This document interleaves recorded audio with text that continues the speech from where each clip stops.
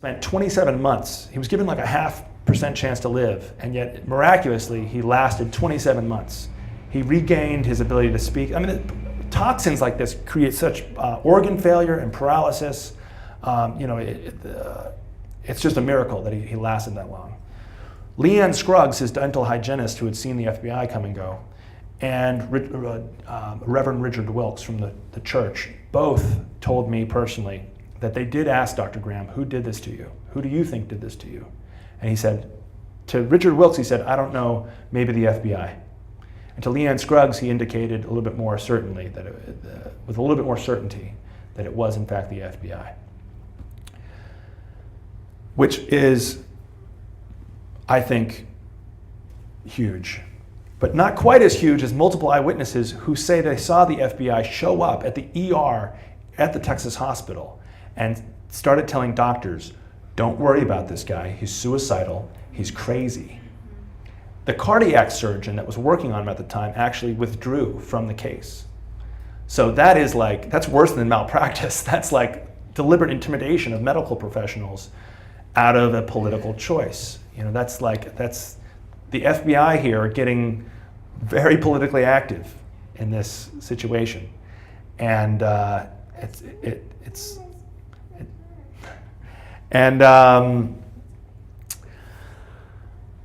so Graham died after 27 months, September of 2006.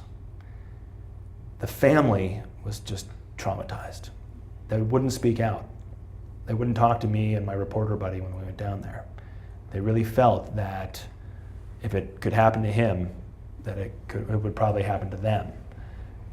And I empathize with that. I can understand their fear, but I don't endorse the fear. In fact, the fear is toxic. And that's something that we all have to realize, that it's up to us to go through that fear, to feel the fear with them, and to try to use this opportunity to find new life out of the death, to find courage out of the fear. Now,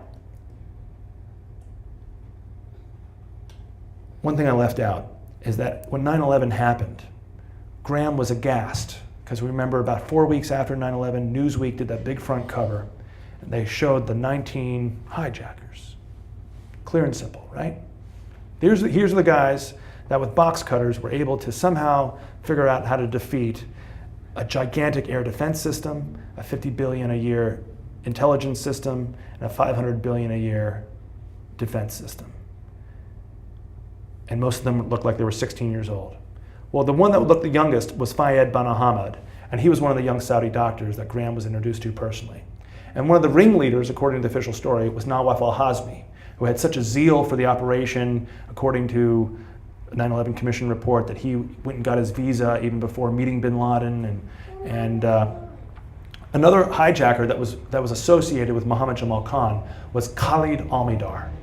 All right, so it's the second and third names that I want us to focus on right now, because the Dr. Graham story does not stand alone as some anomaly about these two hijackers. It's those two hijackers that it's most important to focus on.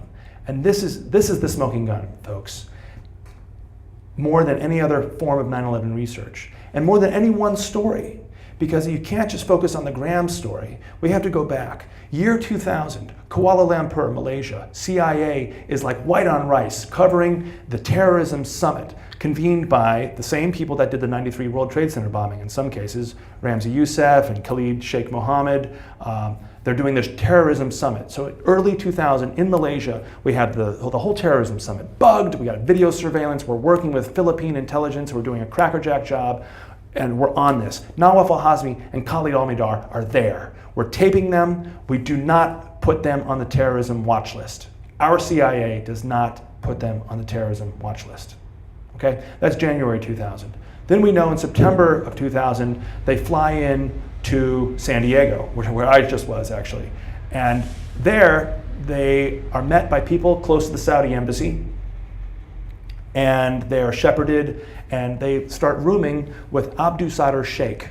Who's Sheikh? Well, he actually is a 30-year-long informant for the FBI. When I went down to Shreveport, I happened to meet Special Agent Steve Hayes, and I said, was Mohammed Jamal Khan an informant for the FBI? And he said, we don't discuss informants. So that itself is indicative of, and I'll get into that Steve Hayes interview a little bit later, but we know for a fact that Abdul Sadr Sheikh was an informant. Senator Bob Graham, over here, you know, the retiring, very well-connected DC centrist Democrat, who was the cousin of Katharine Graham, the CIA-linked publisher of the Washington Post. Well, Senator Bob Graham was very curious about Abdul Sadr Sheikh. You know, when it broke in Newsweek by Michael Isikoff that Abdul Sadr Sheikh, an FBI informant, was actually living with two of the key 9/11 hijackers, Senator Bob Graham was aghast, and he was like, I'm going to subpoena that witness because I can't get the FBI to produce him. He prepared his subpoena, and the FBI, when they saw that subpoena, when they saw that they were about to be subpoenaed for the first time by a senator, they literally slithered out the door. They literally were trying to slide out the door, up against the wall, and get out before the subpoena touched them. Because if you know about processing, if a processor serves you the subpoena and it touches your body, then you're technically sued, and you've got to show up in court because you've been subpoenaed. So Abdul Sadr Sheikh is also a big part of this smoking gun. He was kept from Senator Bob Graham in the Joint Congressional Inquiry, and we now know that he was paid off. He was given $100,000 in 2003 for being quiet, and we know this from FBI documents that were just recently unearthed.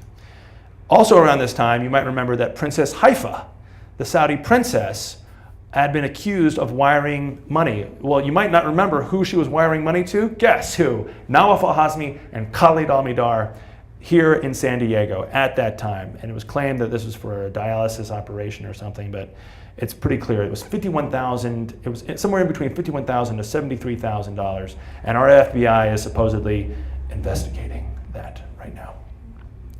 However, I don't think that's the case. This investigation doesn't seem to be going anywhere, especially if you ask the Department of Justice why they haven't responded to my complaint against Shreveport FBI, which I wrote after the investigation last fall. But before we go there, let me try to keep this on a chronology here.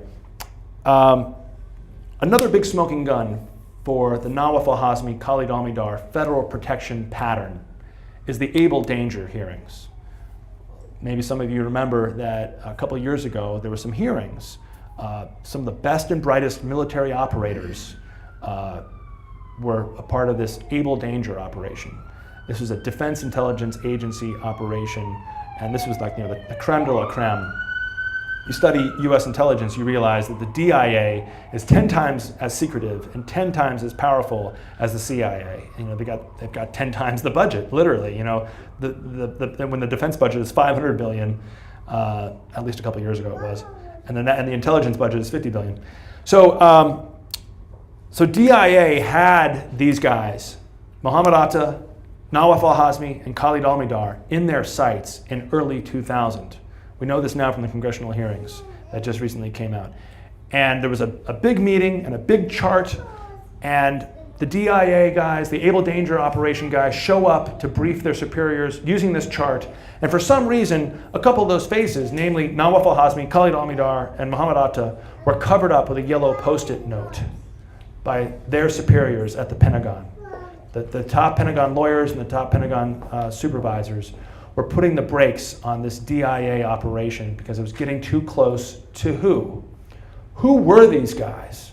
Well, I'm friends with Joe Trento. He runs the National Security News Service out of Washington, D.C. He wrote Secret History of the CIA, Prelude to Terror. I don't know, has anybody, show of hands, anybody ever heard of Joe Trento? He doesn't seem to be too popular on the West Coast, but he's a moderate guy. He's not a 9/11 truther, but he's a really interesting guy for studying history of CIA in this country. He was kind of close to James Jesus Angleton, which is kind of one of the bases for Matt Damon's character in the Skull and Bones CIA movie.